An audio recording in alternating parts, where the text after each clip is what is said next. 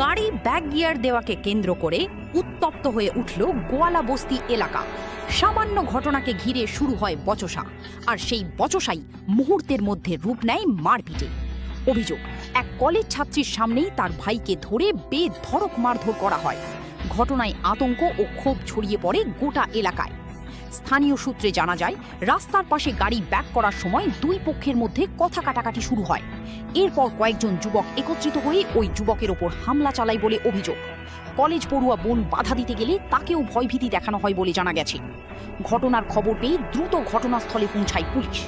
পরিস্থিতি নিয়ন্ত্রণে এনে তদন্ত শুরু করে পুলিশ প্রশাসন। ইতিমধ্যেই গোয়ালাবস্তি এলাকার দুই যুবককে আটক করেছে পুলিশ।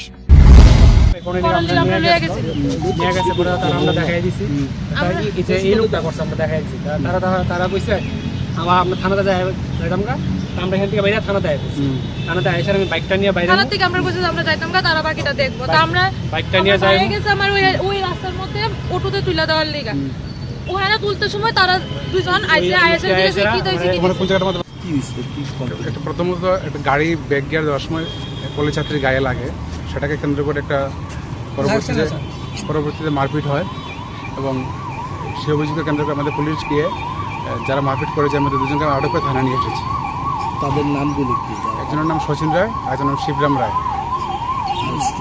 স্টুডেন্টও কি মানে বেশি মারধর করা হয়েছে? না, স্টুডেন্টকে মারেনি, ওর ভাইকে সঙ্গে মারধর হয়েছে। Bureau report, the news 9।